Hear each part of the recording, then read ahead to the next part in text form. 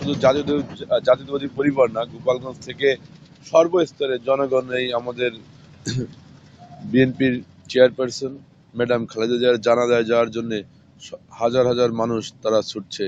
তারা আমাদের ম্যাডামের শেষ বিদায়ে তারা শরীক হতে চাচ্ছে। তা আমরা গোপালগঞ্জ থেকে প্রায় মকসুদপুর, কাশিয়ানী, গোপালগঞ্জ সদর, টুঙ্গিপাড়া, কোটালীপাড়া সব মিলে আমরা কয়েক হাজার লোকজন এই জানাজায় অংশগ্রহণ করব। আর আমরা জানা যায় যে ম্যাডামের 2টার সময় জানাজা হবে মানিক মে অ্যাভিনিউতে। ওই জানাজায় শরীক হওয়ার পর আমরা আজকে আবার গোপালগঞ্জ ফিরবো। আমাদের সমস্ত নেতাকর্মীদের সাথে আমরা একসাথে গোপালগঞ্জ চলে আসবো। দেশনেত্রী বেগম খালেদা জিয়ার অন্তিম যাত্রায় গোপালগঞ্জ জেলা বিএনপি অঙ্গসংগঠন সহ সুবর্ণোদয় সাধারণ জনগণ এই জানাজায় অংশগ্রহণের উদ্দেশ্যে ইতিমধ্যে রওনা হয়ে গেছে অনেকে।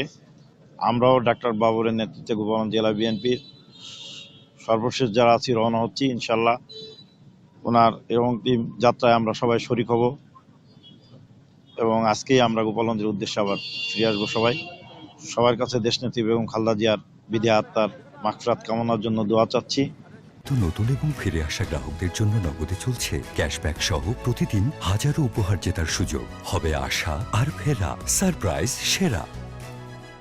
ইতিমধ্যে আমাদের অনেক নেতাকর্মী ঢাকার উদ্দেশ্যে রওনা করে গেছেন। আমাদের দেশনেত্রী, আমাদের অভিভাবক, আমাদের 3বারের সাবেক প্রধানমন্ত্রী ওনার জানাজায় অংশগ্রহণ করার জন্য আমরা এখনো যাচ্ছি।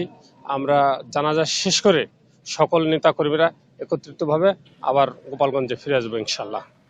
জানেন ইতিমধ্যেই দেশনেত্রী বেগম খালেদা জিয়ার জানাজার জন্য অনেক নেতাকর্মী ঢাকার উদ্দেশ্যে রওনা হয়ে গেছে। আমরাও এই মুহূর্তে ডাক্তার বাবরের নেতৃত্বে ঢাকার উদ্দেশ্যে রওনা হব। আমরা ঢাকায় জানাজা শেষ করে সমস্ত নেতাকর্মীরা একত্রিতভাবে আবার গোপালগঞ্জ ফিরে আসবো। আমি দেশবাসীর কাছে দেশনেত্রী বেগম খালেদা জিয়ার আত্মার মাগফিরাত কামনা এবং তার জন্য দোয়া প্রার্থনা করছি। আজকে ঢাকার উদ্দেশ্যে রওনা দিচ্ছি। আমাদের প্রাণপ্রিয় নেত্রী, দেশনেত্রী, জননেত্রী, আপসীন নেত্রী, বারবার সাবেক প্রধানমন্ত্রী, 3বারের সফল আমাদের প্রাণপ্রিয় নেত্রী বেগম খালেদা জিয়ার জানাজার উদ্দেশ্যে এবং সেই সাথে তার দাফন সম্পূর্ণ করার উদ্দেশ্যে আমরা গোপালগঞ্জ থেকে গোপালগঞ্জ জেলা ছাত্রদল রওনা দিচ্ছি এবং দেশবাসীর কাছে দোয়া চাচ্ছি যে আমাদের নেত্রীর জন্য সবাই দোয়া করবেন যাতে আল্লাহ যেন তাকে জান্নাতবাসী করে। 2-3 লোক অলরেডি রাতে চলে গেছে। আর এখন আমরা প্রায় অনেক লোক প্রায় দেখছেন, আমাদের এই যে পিছনে বাস দেখতেছেন প্রায় 20টে বাসের মতো আছে। 20টে বাস তো আমাদের ভরবে এবং অনেক নেতাকর্মী ফোন দিচ্ছে যে ভাই আমাদের নিয়ে যেন, আমরা ওই জন্য বলছি অপেক্ষা করতেছি। লোকজন আমাদের অনেক আসতেছে।